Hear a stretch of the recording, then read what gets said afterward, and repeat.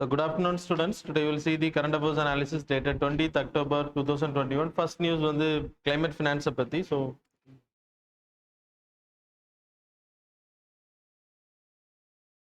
finance. Recently நம்மளோட finance ministrum US ஓட finance counterpartடும் met பண்ணிருக்காங்க. So there's a meeting happened for climate finance பத்தி பேசுறதுக்கு. last monthல we studied climate action.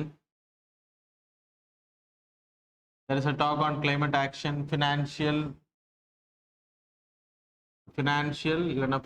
mobilization dialogue for climate change control பண்றதுக்காக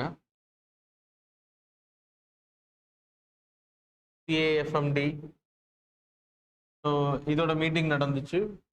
climate finance பத்தி discuss பண்ணாது. So same thing was discussed in this meeting. அதுக்கான reason என்ன அப்படின்னா climate finance is important for UNFCCC.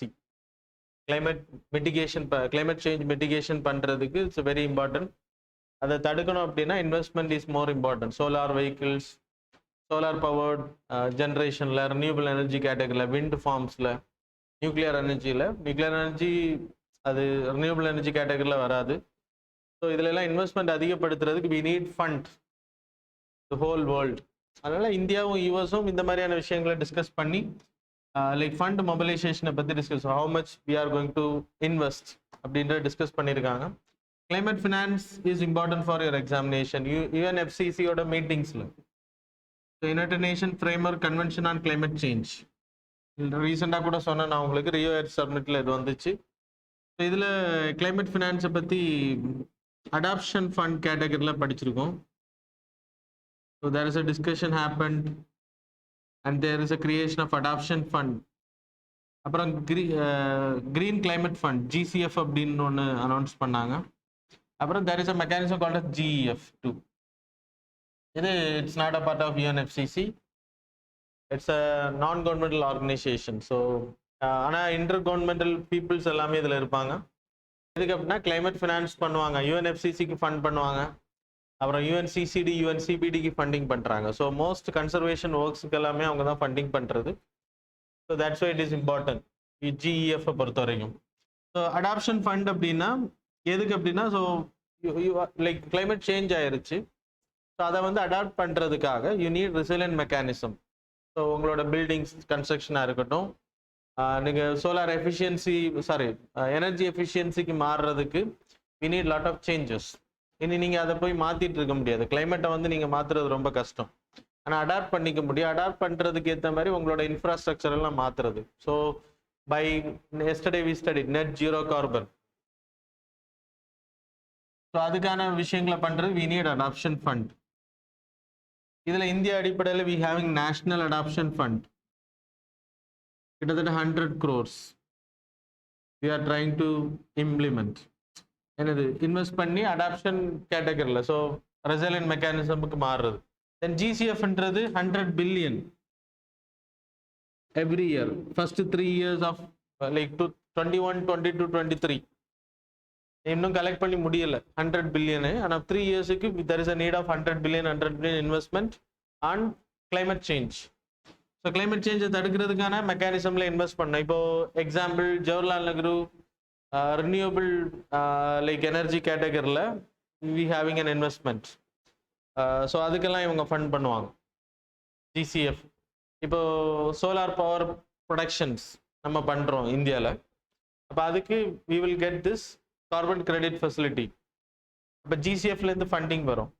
So அதன் மூலமாக we can reduce the carbon emission, கோல் எரிக்கிறது தடுக்க முடியும். அப்புறம் GEFன்றது இட்ஸ் அ காமன் ஃபார் 3, சரியா? ஸோ பயோடைவர்சிட்டி கன்சர்வேஷன் வரும், UNCCDக்கு வரும், UNFCCக்கு வரும், வேற நிறைய விஷயங்களுக்கு அவங்க ஃபண்ட் பண்ணுறாங்க, வைல்ட் லைஃப் ப்ரொடெக்ஷனுக்கு. So these are the things are important on climate finance for India as well as world countries. இப்போ இந்த கான்செப்ட் எப்படி UNFCCல there is a concept called as polluters have to pay. அதனால தான் we having Kyoto Protocol 1, அப்புறம் Kyoto Protocol 2. இது 2008ல இருந்து implementation, அப்புறம் 12ல இருந்து இம்ப்ளிமெண்டேஷன் அப் டு 2020யோட இது முடிஞ்சிருச்சு. இப்போ Paris climate change deal is happening. Kyoto protocol ரெண்டுமே வந்து லீகலி பைண்டிங் அக்ரிமெண்ட்ஸ். ஆனால் common but differentiated responsibility, that is important. The word common but differentiated responsibility பிடிஎஃப்ல இருக்கு உங்களுக்கு, சரியா? ஸோ அது என்ன அப்படின்னா, பொலிட்டர்ஸ் டு பே பிரின்சிபிள் இல்லை, சாரி, பொலிட்டர்ஸ் பே பிரின்சிபிள் அப்படின்னா என்னன்னா, யாரு அதிகமான கார்பன் எமிஷன் பண்றாங்களோ they have to pay, they are bound to pay. Common but differentiated responsibility na, India is the largest emitter, third largest emitter of greenhouse gases. அது நமக்கு தெரியும். அது மாதிரி கார்பன் டை ஆக்சைடு லெவலும் நம்ம அதிகமாக ரிலீஸ் பண்ணிட்டு இருக்கோம். So we are the third player. அப்படின்றப்ப நம்மளும் அதிகமாக வரணும் பொலிட்டர்ஸ் பே கான்செப்ட்ல. ஆனால் நம்ம வந்து டெவலப்பிங் கண்ட்ரி ஸ்டேட்டஸ்ல இருக்கிறனால we are getting some. அதான் இந்த காமன் பட் டிஃபரன்ஷியேட், இந்த ரெண்டு கான்செப்ட்லையும் developed countries are have to pay. Polluters pay பிரின்சிபிள்ல டெவலப்டு கண்ட்ரிஸ் தான் இண்டஸ்ட்ரியலைசேஷனுக்கு காரணமாக இருந்தாங்க. அவங்க தான் இந்த மெயின் பொல்யூட்டர்ஸ். இந்தியா இல்லை, டெவலப்பிங் கண்ட்ரிஸ் கிடையாது. ஸோ இவங்க வந்து நிறைய பே பண்ணணும். If they are violating the Kyoto protocol 1 and 2, they are bound to pay the penalty if they are violating. ஆனால் இந்தியா போன்ற கண்ட்ரிஸ் வயலேட் பண்ணாலும் நோ ப்ராப்ளம். ஆனால் but they have to like implement பண்ணணும் projects எல்லாமே. எதுக்கு? Like keto protocol 1, 2 implement பண்ணுறதுக்கு try பண்ணணும். ஆனால் ஃபெயில் ஆனாங்க, அந்த எமிஷன்ஸ் லெவல் அவங்க ப்ரீச் பண்ணுறாங்க அப்படின்னா it's not a matter, they no need to pay. அதனால தான் common for all but differentiated responsibility. ஒவ்வொரு கண்ட்ரிஸுக்கும் வித்தியாசம். அப்போ யூஎஸ்க்கு வந்து டார்கெட் வந்து வித்தியாசம். யூஎஸ் வயலேட் பண்ணிச்சுன்னா they have to pay the penalty. அதனால தான் அவங்க கீட்டோ ப்ரோட்டோகால் 1லேருந்து they came out from the 1. Sir 1ன்னா எண்ட் ஆகும்போது வெளியில் வந்தாங்க. அப்புறம் 2ல அவங்க ஜாயின் பண்ணலை. அப்புறம் ஒபாமா அட்மினிஸ்ட்ரேஷன்லாம் திருப்பி ஜாயின் பண்ணாங்க 2ல. So that's why it is important for your examinations. அதான் இந்த ரெண்டு கான்செப்ட் ரொம்ப இம்பார்ட்டன்ட். தென் செகண்ட் நியூஸ் வந்து இ-வேஸ்ட். இன்டர்நேஷனல் இ-வேஸ்ட் வி செலிப்ரேட்டட் October 14 நம்ம செலிப்ரேட் பண்ணுறோம். செலிப்ரேஷன் இல்லை, அவேர்னஸ். இன்டர்நேஷ்னல் இ-வேஸ்ட் டேவா அந்த டேவை வந்து அவேர்னஸ் கிரியேட் பண்ணுறாங்க. இ-வேஸ்ட் அப்படின்னா என்னது? ஸோ இ-வேஸ்ட்னால என்னென்ன ப்ராப்ளம்ஸ் இருக்குது அப்படின்றது you have to know. And then e-waste management law 2016ஓட லாவை பற்றி நீங்கள் தெரிஞ்சுக்கணும். எல்லாம் இங்கே எக்ஸ்பிளைன் பண்ண முடியாது, but I can explain little bit. So you can study from the PDF too. So e-waste அப்படின்றது like electronic waste, electrical wastes, then ICT, information and communication டெக்னாலஜியில் வரக்கூடிய products. there is a 21 products were displayed, இல்லைன்னா mentioned. CD, hardwares, etcetera, hard டிஸ்காக இருக்கட்டும், ஏதோ pen ட்ரைவ்ஸாக இருக்கட்டும், everything is mention. So இதில் என்ன ப்ராப்ளம் அப்படின்னா, நீங்கள் லைக் த்ரோ பண்ணும்போது ரிப்பேர் ஆனதுக்கு அப்புறம் இல்லை ரிப்பேர் ஆகிறதுக்கு முன்னாடி இப்போ யூ ஆர் த்ரோயிங் இந்த என்வாயர்மெண்ட். ஸோ அதில் கேட்மியம், கோபால்ட், நிக்கல், இந்த எலிமெண்ட்ஸ் எல்லாம் இருக்குது. ஸோ இதெல்லாம் வாட்டர்ஸில் கலக்கும், லேண்டு டிகிரடேஷனுக்கு ஹெல்ப் பண்ணும். லேண்ட் வந்து சாயில் டிகிரடேஷன் வந்து ஆகிறதுக்கு, இல்லைன்னா லேண்டோட தன்மை கெடுறதுக்கான வாய்ப்பு இருக்குது. அது மாதிரி வாட்டர் பொல்யூட்டர் ஆகிறதுக்கான வாய்ப்பு அதிகம். ஸோ ப்ரோ கேன்சர் ஏஜென்ட்ஸ் இதெல்லாமே நான் சொன்ன cadmium, cobalt, nickel, lead, so everything. So இதனால e-waste management have to be made. ஏன்னா நீங்கள் நார்மலாக குப்பைகளை போட்டு ரீசைக்ளிங் ப்ராசஸ் பண்ண முடியும். ரீசைக்கிள் ரீயூஸ் பிரின்சிபிள்லேயும் இது வரும், சரியா? So that's why we having like electronic waste management rules 2016 இருக்கு, சரியா? 21 டைப்ஸ் இருக்குன்னு சொன்னால், ஃபர்ஸ்ட் டைமில் we open the e-waste clinic. இந்தியாவிலே ஃபர்ஸ்ட் டைம் ஓப்பன் பண்ணோம். That is in Bhopal, Madhya Pradesh. இது ரொம்ப important, can be asked in your examination.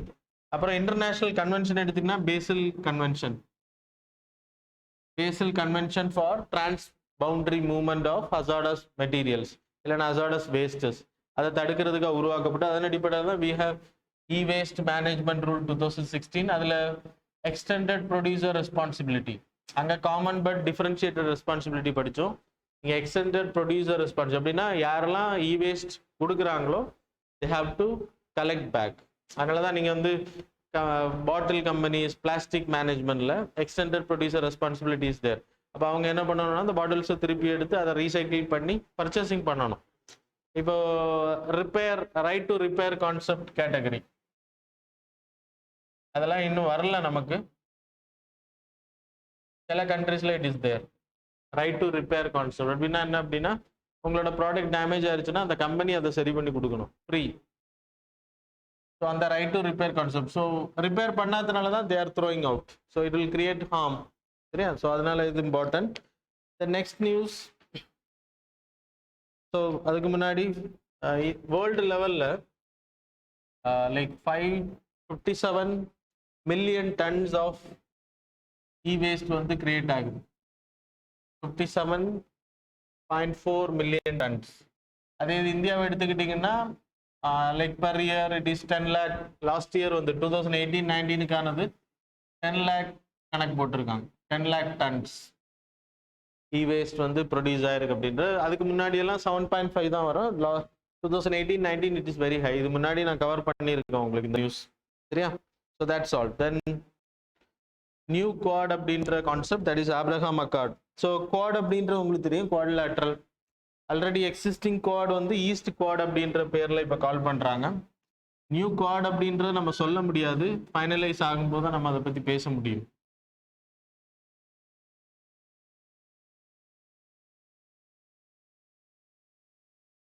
There is an existing quad, that is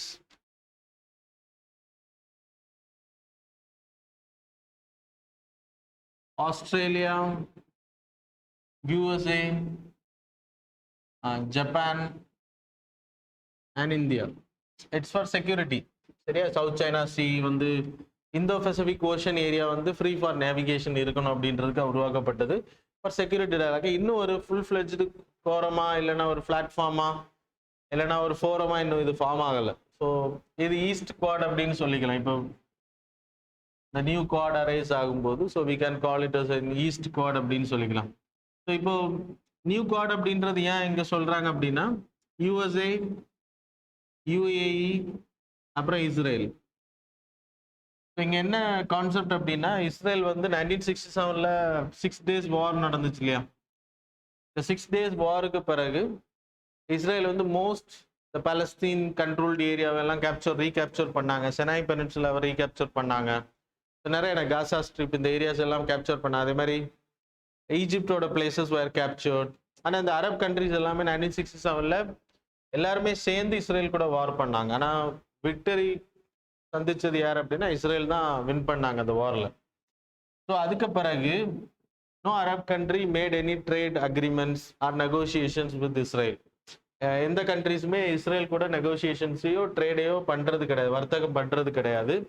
but 1979 first time இஸ்ரேலும் ஈஜிப்டும் வந்து ஆரம்பித்தாங்க. கான்ஃப்ளிக்ட்லாம் முடிஞ்சு ரொம்ப லேட்டராக. அதுக்கு பிறகு Jordan I hope in 1994. So it started with Jordan.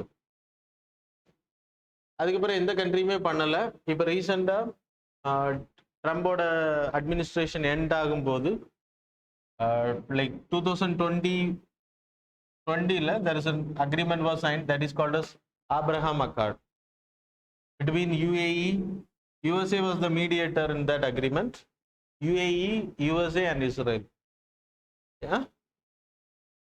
India Abraham அக்கார்ட்ல வராதுல்ல. So USA, UAE and Israel. So இந்த 3 கண்ட்ரிஸும் சேர்ந்து தே கிரியேட்டட் த ஃபோரம். இல்லைன்னா ஒரு நெகோசியேஷன் பண்ணி ஒரு அக்ரிமெண்ட் சைன் பண்ணாங்க. அதன் மூலமாக ட்ரேட் நார்மலைசேஷன். அப்புறம் பெஹரனும் அதில் ஜாயின் பண்ணாங்க. Bahrain is not a part of Abraham accord but they also started trade relationship with Israel now. இப்போ ஷியா சன்னி முஸ்லீம் ப்ராப்ளம் இருக்கு.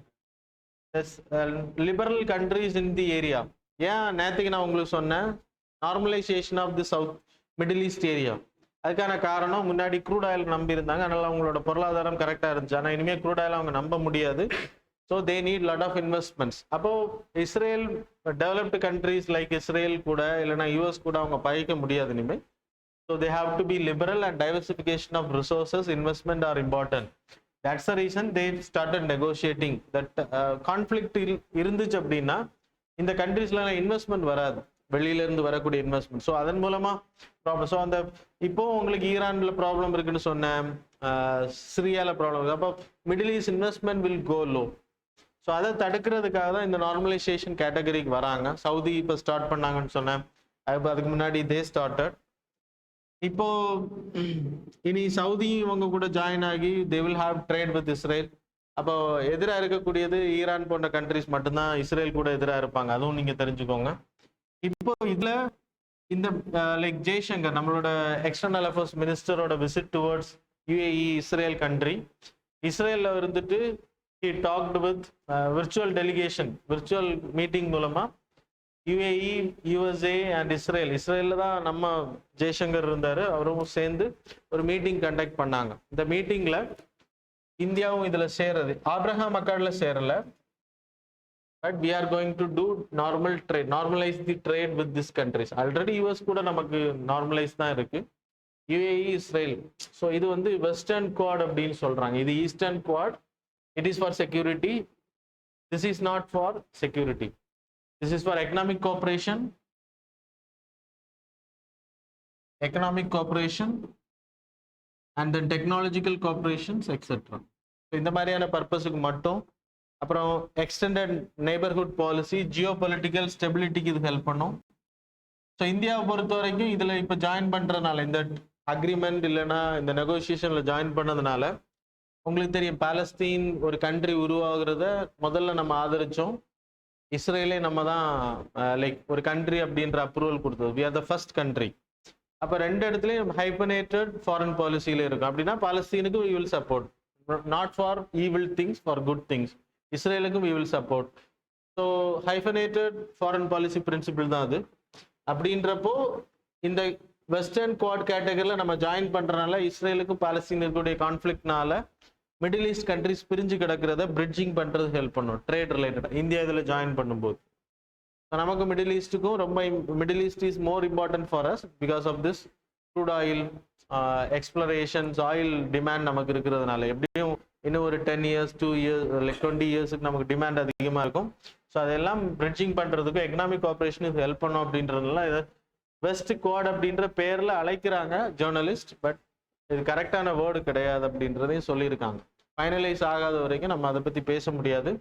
So these are the things were mentioned here.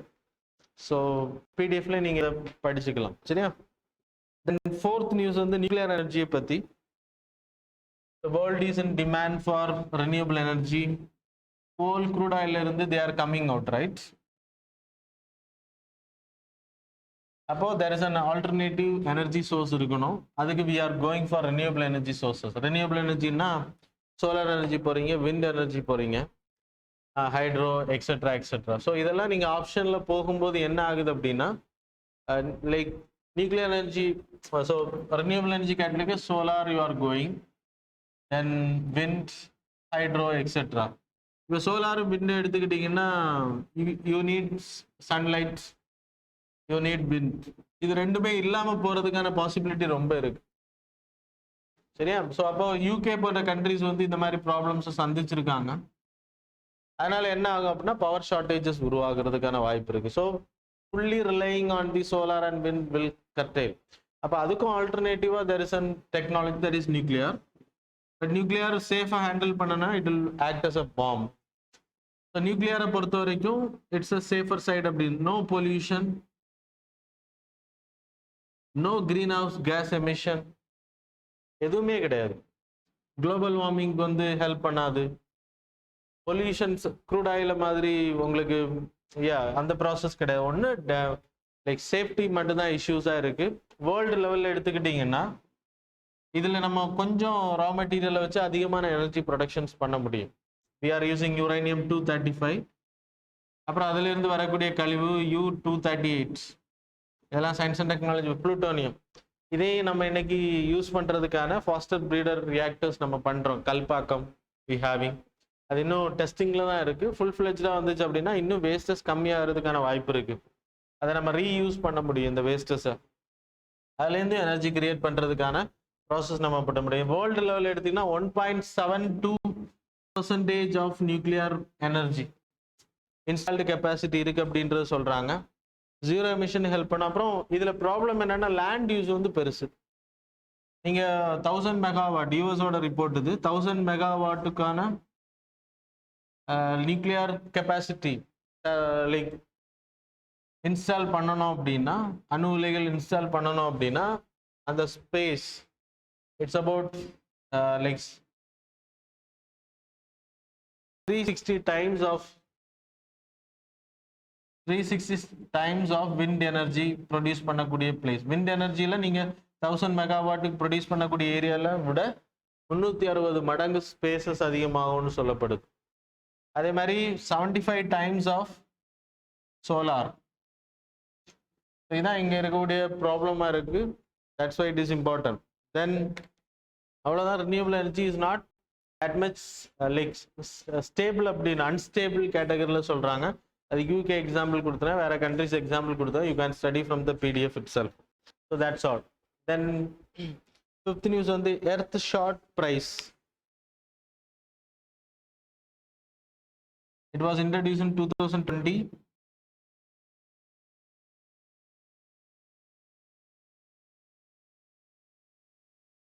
Earth short price இதை introduce பண்ணது யார் அப்படின்னா, யார் பேரில் introduce பண்ணா, prince of William and the royal foundations, அவங்க தான் இதை இன்ட்ரோடியூஸ் பண்ணா. It's not that much important.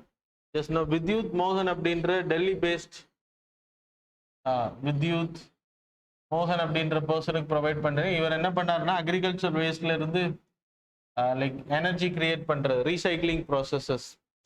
You people know stubble பர்னிங்கை தடுக்கிறதுக்கு அந்த அக்ரிகல்ச்சர் வேஸ்ட்டை வச்சு ரீசைக்ளிங் ப்ராசஸ், இல்லைனா உரம் தயாரிக்க, ஃபெர்டிலைசர் தயாரிக்கிறது ஹெல்ப் பண்ணார். அவர் அந்த டெக்னாலஜி இன்ட்ரடியூஸ் பண்ணதுனால அவருக்கு அது ப்ரொவைட் பண்ணியிருக்காங்க. That's why it is important. 2020 தான் இந்த ப்ரைஸ் லைக் அனௌன்ஸ் பண்ணாங்க. 21 தான் அவார்டு வாங்க போறாரு. சரியா, இந்தியாவை சேர்ந்தவர் வித்யுத் மோகன் அப்படின்றவர்.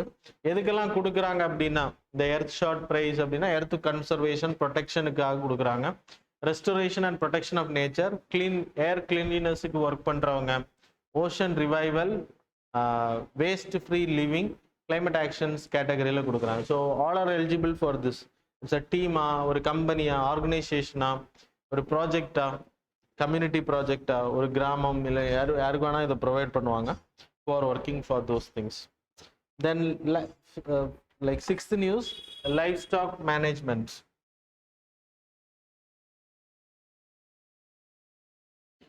லைஃப் ஸ்டாக்னா என்னது? ஸோ லைஃப் ஸ்டாக்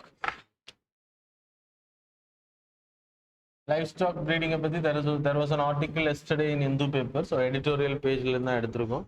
ஸோ அதை இம்ப்ரூவ் பண்ணணும் அப்படின்னு சொல்லப்படுது. அது வந்து பாவர்ட்டியை ரெடக்ஷன் பண்ணும், எம்ப்ளாய்மெண்ட் அதிகப்படுத்தும், லைக் உமன்ஸ் எம்பவர்மெண்ட்டுக்கு ஹெல்ப் பண்ணும் அப்படின்றது நமக்கு தெரிஞ்சது தான்.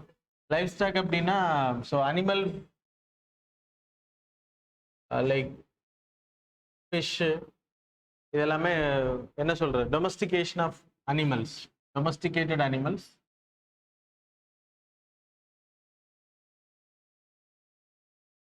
ப்ரீடிங் பண்ணுறது, that is life stock breeding. சரியா, அனிமல் ஹஸ்பண்ட்ரின்றப்போ நீங்கள் யாரெல்லாம் அதை ப்ராக்டிஸ் பண்ணுறீங்களோ, those people are called as animal husbandry. Those பீப்புள்னா அவங்க பண்ணுற கேட்டகரி. லைஃப் ஸ்டாக் அப்படின்ற டொமஸ்டிகேட்டட் அனிமல்ஸ் கேட்டகரி. நீங்கள் என்னென்ன லைக் சிக்கன்ஸ், அப்புறம் கோட், பஃபல்லோ, இதெல்லாமே நீங்கள் வந்து டொமஸ்டிகேட் பண்ணக்கூடிய animals. who are domesticating and breeding, those people are, those categories called as animal husbandry. சரியா, ஸோ இந்தியாவை பொறுத்த வரைக்கும் we are the largest livestock வேர்ல்டில் இருக்கிறதுலே.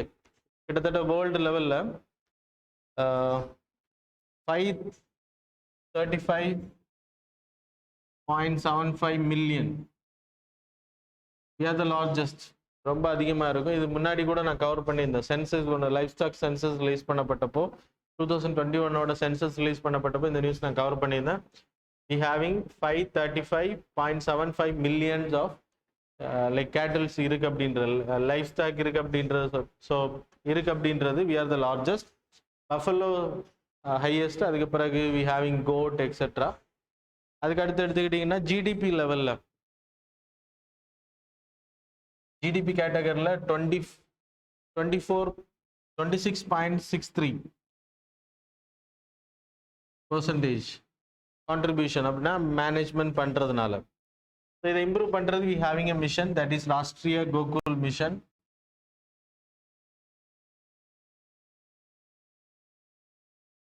அப்புறம் national life stock management, life stock mission, sorry மேனேஜ்மெண்ட்ல மிஷன். ஸோ இது எதுக்கு அப்படின்னா என்டர்பிரனர்ஷிப் அதிகப்படுத்துறது, பவுல்ட்ரி ஃபார்மிங், அப்புறம் லைக் பவுல்ட்ரி ஃபார்மிங், அதுக்கான தீவனங்களை அதிகப்படுத்துறது, plus innovation of technology, entrepreneurship அதிகப்படுத்துறது. ஸோ அதுக்காக ராஷ்ட்ரிய கோகுல் மிஷன் எடுத்துனா breeding, so indigenous cow, indigenous கேட்டிலோட லெவல் அதிகப்படுத்துறதுக்காக government is giving fund 200 lakh வரைக்கும் லோன் கொடுக்குறாங்க. So it's a self help group of people. ஒரு கிராமத்து கோகுல் கிராமம் அப்படின்னு சொல்லிட்டு ஒரு கிராமத்தில் இப்போ இண்டிஜினியஸ் ப்ரீடை நீங்கள் ப்ரீடிங் பண்ணுறீங்க அப்படின்னா, அனிமல் ஹஸ்பண்ட்ரி ப்ராக்டிஸ் பண்ணுறீங்க அப்படின்னா, you will get this loan avail பண்ணிக்கலாம். 200 லோன் எல்லாரும் கிடைக்கும்னு கிடையாது. According to your category it will be provided. So group of people தான் கொடுப்பாங்க ப்ரீடிங் பண்ணுறது. அப்புறம் செமினேஷன் லைக் செமன்ஸ் எல்லாம் சேவ் பண்ணுறது. So cold storage systems, incubations etcetera, அதுக்கெல்லாமே இன்வெஸ்ட்மெண்ட்ஸ், இதுக்கெல்லாமே வந்து லோன் ப்ரொவைட் பண்ணுறாங்க ப்ரீடிங்ஸ் அதிகப்படுத்துறதுக்கும் டெவலப்மெண்ட் பண்ணுறதுக்காக. So that's all. Then 7th news வந்து இன்டர்நேஷ்னல் சோலார் அலையன்ஸ் அப்படின்றது. சோலார் அலையன்ஸோட அசம்பிளி ஹேப்பன், 4th அசம்பிளி. இது நம்ம 2015 இதை லான்ச் பண்ணுறாங்க. பாரிஸ் கிளைமேட் சேஞ்ச் அக்ரிமெண்ட்டுக்கான ஃபர்ஸ்ட் மீட்டிங்கில் conference of parties 21 happened in 2015 in Paris. அதில் தான் பாரிஸ் டீலை பற்றி பேச ஆரம்பித்தாங்க. கியோட்டோ ப்ரோட்டோகால் 2 எண்ட் ஆகும்போது வாட் நெக்ஸ்ட் அப்படின்றது 2015 they started negotiating. இப்போ இன்னும் அதுக்கான ப்ராப்பர் அக்ரிமெண்ட் வரல, but we studied something about Paris. இந்த 26th கான்ஃபரன்ஸ் ஆஃப் பார்ட்டிஸில் இட் வில் பி டிசைடட். சரியா? ஸோ இதை பொறுத்த வரைக்கும் என்ன அப்படின்னா, இன்டர்நேஷ்னல் சோலார் அலையன்ஸ் இதோட அசம்பிளி, இதில் யாரெல்லாம் பங்கேற்கிறாங்களோ அவங்க எல்லாம் இந்த அசம்பிளியில் இருப்பாங்க. ஸோ இந்தியாவும் பிரான்ஸும் தான் இந்த இன்டர்நேஷ்னல் சோலார் அலையன்ஸை உருவாக்குனது. India, it's an innovation of India. பிரான்ஸும் இந்தியாவும் சேர்ந்தா இதை லைக் குருகிராமில் இதை இதை இன்ட்ரடியூஸ் பண்ணாங்க. அப்புறம் குர்கான் இல்லைன்னா குருகிராம் தான் இதோட ஹெட் குவார்ட்டர், ஹரியானாவில் இருக்கு. ஸோ இதோட மெயின் மோட்டிவ் என்ன அப்படின்னா 121 countries are there in the tropical cancer capricorn ஏரியாவுக்குள்ளாடி.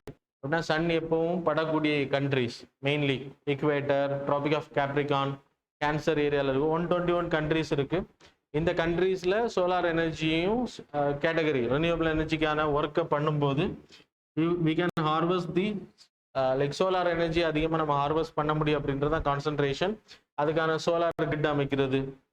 You people know one sun, one world, one grid. So சன்னுக்கு ரெஸ்டே கிடையாது, சன் எங்கேயுமே செட் ஆகுறது இல்லை, எங்கேயாவது ஒரு இடத்துல இருக்கும். அப்போ இந்த ஏரியாவில் இருக்கக்கூடிய சோலார் கிரிட் கனெக்ஷனை பண்ணியாச்சு அப்படின்னா, கனெக்ஷன்ஸ் நம்ம ரீசெண்டாக பார்த்தோம். முதல்ல 3 ஃபேஸாக பண்ணுறாங்க. ஏஷியா, அப்புறம் இந்தியன் கேட்டகரியில், அதுக்கப்புறம் மிடில் ஈஸ்ட்டும் ஆப்பிரிக்காவையும் கனெக்ட் பண்ணுற மாதிரி ப்ராஜெக்ட் போடுறாங்க. ஸோ அதான் அந்த one sun, one world, one grid அப்படின்றது. அதன் மூலமாக free flowing of solar energy வந்து பண்ணிக்க முடியும் அப்படின்றது டார்கெட். ஸோ அதை பற்றி இங்கே டிஸ்கஸ் பண்ணியிருக்காங்க இந்த அசம்பிளியில். மெயினாக அதான் டிஸ்கஸ் பண்ணியிருக்காங்க. 2015 இட் வாஸ் லான்ச். இந்த international solar assembly is important for you people. 87 countries, 121 countries இதில் மெம்பர்ஷிப் கிடையாது. 81 countries தான் இதில் இப்போ ஜாயின் பண்ணியிருக்கு. Sorry, 87 country. லாஸ்ட்டாக ஜாயின் ஆனது நிக்காராகுவா கண்ட்ரி, சென்ட்ரல் அமெரிக்கன் கண்ட்ரி தான் இதில் லாஸ்ட்டாக ஜாயின் பண்ணது. இந்தியாவில் தான் இதோட ஹெட் குவார்ட்டர்ஸ் இருக்குது அப்படின்ற சொன்னேன். 5 acres லேண்ட் அலாட் பண்ணியிருக்கோம். அப்புறம் 160 crore ஃபண்டிங் நம்ம அனௌன்ஸ் பண்ணியிருக்கோம். ஸோ இதில் பவர் மினிஸ்டர் தான் இதை அசம்பிளியை ஹெட் பண்ணியிருக்காரு, presided by the power minister.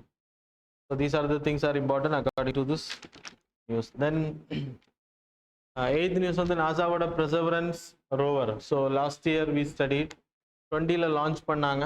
அப்புறம் லேண்ட் பண்ணும்போது நான் உங்களுக்கு கரண்ட் அஃபேர்ஸில் சொல்லியிருந்தேன். ஜெசரோ கேட்டர் அப்படின்ற ஒரு கேட்டர், அந்த வல்கனிக் எரப்ஷன்ஸ் இருக்குல்ல, அந்த கேட்டர் மேலே தான் லேண்ட் பண்ணிச்சு. லேண்ட் பண்ணி இப்போ அதில் ரோவர் இருக்குது. அப்புறம் ஆக்சிஜன் மெஷர் பண்ணக்கூடிய கருவிகளும் அனுப்பியிருக்காங்க. அதன் மூலமா கார்பன் டை ஆக்சைடு இருந்துச்சு அப்படின்னா அதில் ஆக்சிஜன் இருந்ததுக்கான சாத்தியக்கூறுகள் இருக்கா, இல்லை கார்பன் டை ஆக்சைடு மூலமா ஆக்சிஜன் ப்ரொடக்ஷன்ஸ் பண்ண முடியுமா அப்படின்றதுக்கான சாத்தியக்கூறுகள் இருக்கா அப்படின்றதுக்கு அந்த யூ கேன் சி மாக்ஸி அப்படின்ற that is Mars oxygen ISRU experiment அதுவும் அமைச்சிருக்காங்க. அப்போ அங்கே கார்பன் டை ஆக்சைட்லேருந்து ஆக்சிஜனை பிரித்து எடுக்கக்கூடிய வேலைகளும் செய்யறதுக்கான எக்ஸ்பெரிமெண்ட் பண்ணுறாங்க. அப்புறம் ingenuity helicopter it will fly in the Mars. அப்புறம் ரோவர் வச்சுருக்காங்க ஸோ சாம்பிள்ஸ் கலெக்ட் பண்ணுறதுக்கு. அப்புறம் இப்போ என்ன நியூஸ் அப்படின்னா அதோட இமேஜ் வந்து எடுத்திருக்கு, அந்த கேட்டர் இமேஜ் வந்து ஒரு டார்க் இமேஜை வந்து அனுப்பிச்சிருக்கு. So that's why it came in news. So that's all. Then 9th news வந்து அலியம் நிகானியம் அப்படின்ற ஆனியன் ஸ்பீஷிஸ் வெரைட்டி அமர்லியா டக்கா அமர்லி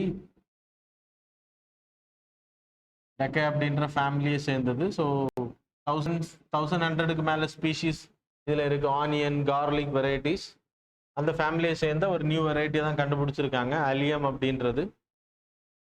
இதோட நேம் வந்து யார் பேரை வச்சுருக்காங்கன்னா குல்தீப் சிங் நிகாய் அப்படின்றவரோட நேம் தான் இதுக்கு வச்சுருக்காங்க.